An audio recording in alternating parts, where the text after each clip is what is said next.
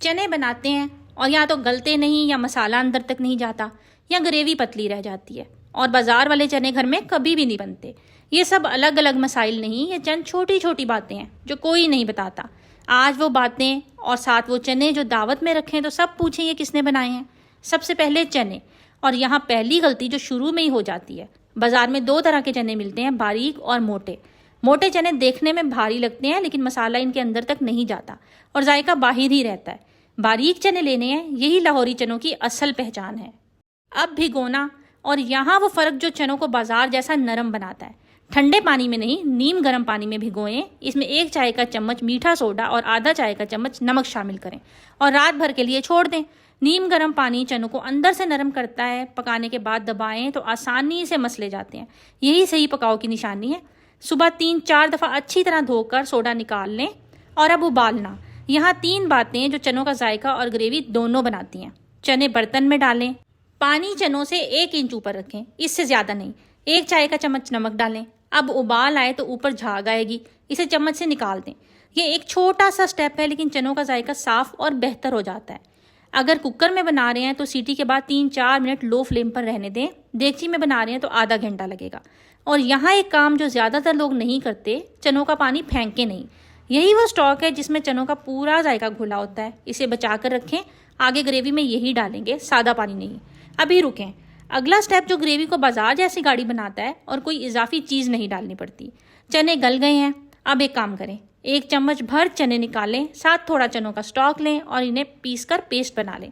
یہ پیسٹ الگ رکھ لیں۔ مسالے کے ساتھ پہلے یہی بھونیں گے، چنے بعد میں ڈالیں گے۔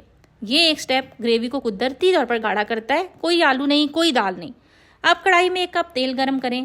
زیادہ لگتا ہے لیکن یہی وہ راز ہے جو الگ تڑکے کی ضرورت ختم کر دیتا ہے۔ چنے سارا تیل جذب کر لیتے ہیں اور پکنے کے بعد خود ہی چھوڑ دیتے ہیں۔ وہی تیل اوپر آتا ہے اور چنوں کی لک بہت خوبصورت بن جاتی ہے۔ 2 میڈیم پیاز باریک کاٹ کر ڈالیں۔ جب پیاز ٹرانسپیرنٹ ہو جائیں تو 1 بڑی کالی الائچی، 2 لونگ اور 4 کالی مرچیں ڈالیں۔ 30 سیکنڈ فرائی کریں۔ اس کے بعد 1 چائے کا چمچ لہسن کا پیسٹ اور 1 چائے کا چمچ ادرک کا پیسٹ ڈالیں۔ 40-45 سیکنڈ فرائی کریں۔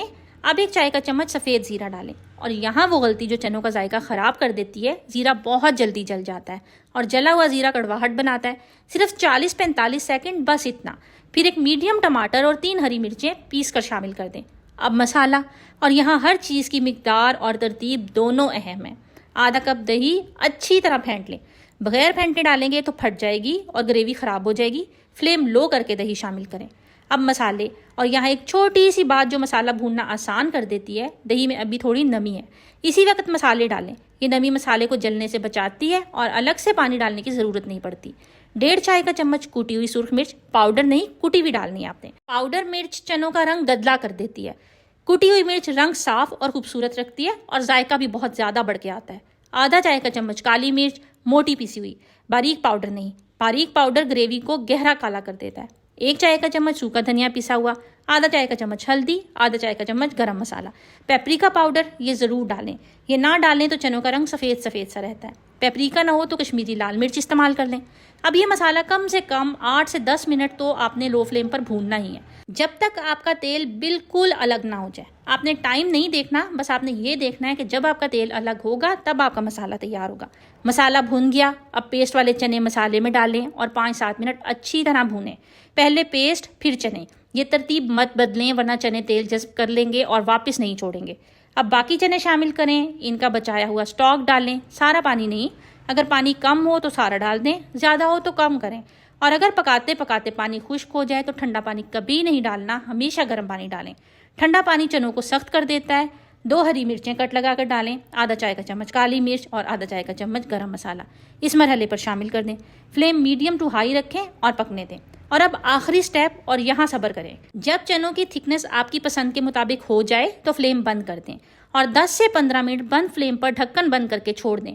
یہ وقت تیل کو اوپر آنے دیتا ہے اور چنوں کی لک بہت خوبصورت ہو جاتی ہے۔ اگر آپ کو لگتا ہے کہ چنوں کے اوپر آئل بہت زیادہ آ گیا ہے تو تھوڑا آئل اتار لیں اور اس آئل کو پھینکیں نہیں۔ اگلی بار آپ کوئی بھی کھانا بنائیں گے تو آدھا آئل یہ ڈال دیجیے گا اور آدھا نیا ڈال دیجیے گا۔ اور یہ ویڈیو ابھی کسی کو بھیجیں جو چنے بنانے والا ہو اور کمنٹ میں بتائیں کہ آپ کو چنوں میں سب سے زیادہ کون سا مسئلہ ہوتا ہے۔